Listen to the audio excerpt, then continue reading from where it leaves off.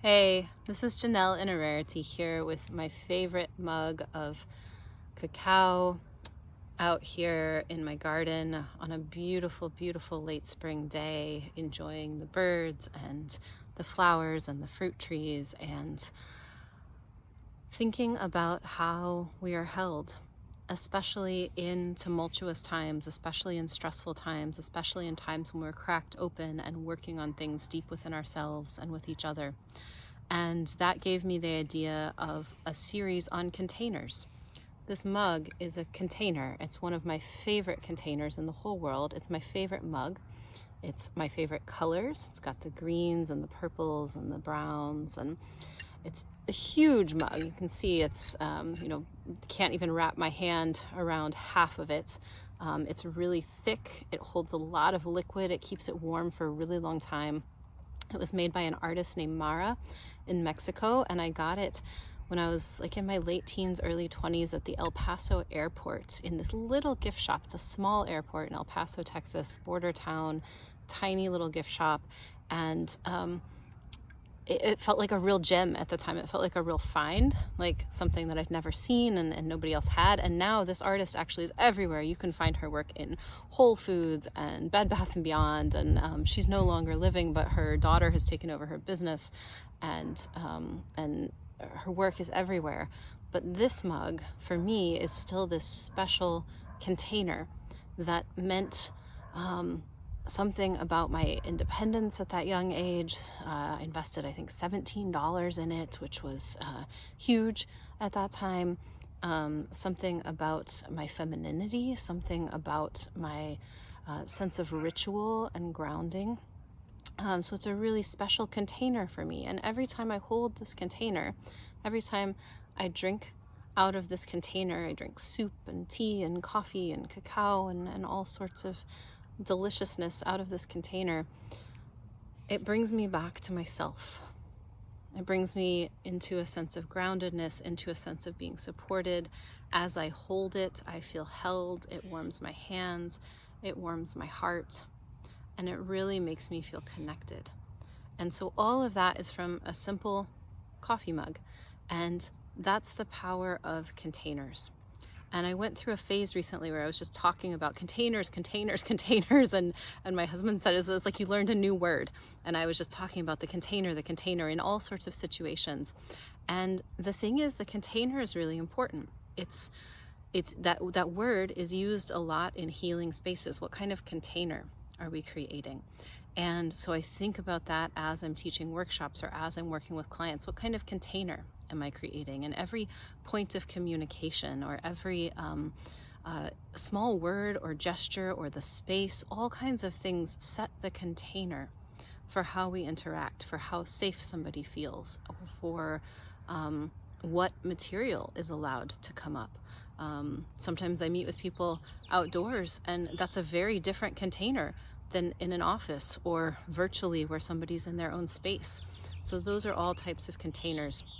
So in this series, I'll be sharing with you different types of containers that I love, that I value in my life, and what they inspire for me, what type of mood, what type of space. And I want to invite you to go on that journey as well.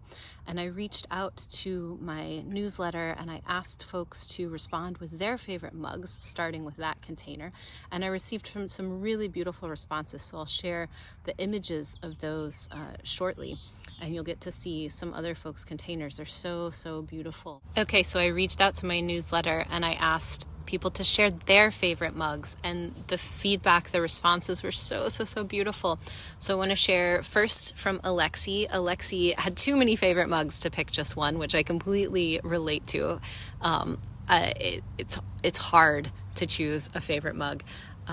And she also has her own mug project in the background, something where she wants to collect mugs and do this really beautiful project, and I won't spoil it because that's all hers, but I just want to share the idea of a project with mugs in the way that they build community, in the way that they connect, in the way that they connect us to ourselves and to each other. She's working on something really beautiful on that front. So Her favorite mug of all time is no longer with her. And yes, sometimes we have a container that we love and that holds us in a really particular way, and then it breaks or we lose it, and we actually have to transform ourselves when the container transforms. So her new favorite mug came from her parents' house, and she thinks her dad got it at Goodwill, and it's a smaller mug, so she only uses it for tea. And you can see the image here of the one with the ghostly owl. And her next favorite mug, she purchased herself at a gift store up at Crown Point. Oh, there's an airplane going overhead. That's what happens when you film outside. I'll wait till that passes. So this mug was made by a local artist, and it has really beautiful glazing that fits, and it fits her hand perfectly. And yeah, there's nothing like just holding a container, a mug in your hand. It has like warm beverage in it maybe, and it just fits you, like it joins with your body. And so that's her coffee mug. And also for the mugs, she wants to share the local artists, and unfortunately the signature on the bottom is not legible, so we can't share the name of the artist there, but there's something about like the mug, the art of the mug, that wants to travel, that wants to speak about the person who created it and the person who received it. So many beautiful elements there. And Alexi also talks about how mugs hold stories, and absolutely, right? They don't just hold liquids, they hold stories, they hold the thread of our lives. They are containers for so much more. So thank you so much, Alexi, for sharing those mugs, and we can see the images of them here. And then I also received a beautiful response from Marcia. So Marcia has this really awesome tiny mug. You can see it's like this little a shamrock mug here, and it's actually an espresso mug. So it's like a little shot. And she says, my coffee always tastes better out of it, and for some reason the thought of Ireland makes me happy. So Marcia lives in a really hot, sunny place. And she says, don't know why, but I'm guessing that's why. But she says she's never been to Ireland.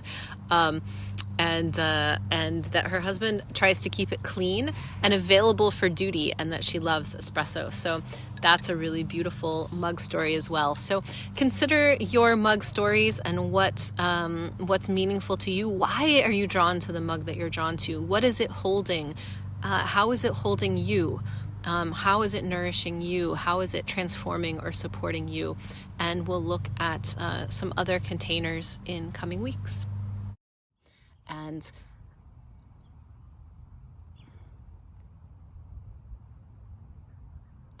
I just want to pause and breathe into this space and this container and what is held here, and see what wants to come forward.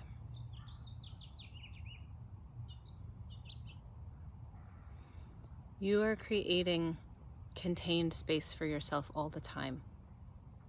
How you set up a room, how you start your day, the words that you choose to talk to yourself internally, to talk to other people externally, what you're putting into your body. Everything that you're doing is creating a container, is creating a space, is creating a setting for what is going to emerge. So as we go through this container series, I really want to invite you to think about this idea of containers in a really broad way. And each actual structural container I'll be sharing with you is meant to inspire something deeper to think about in that realm. So I look forward to this journey.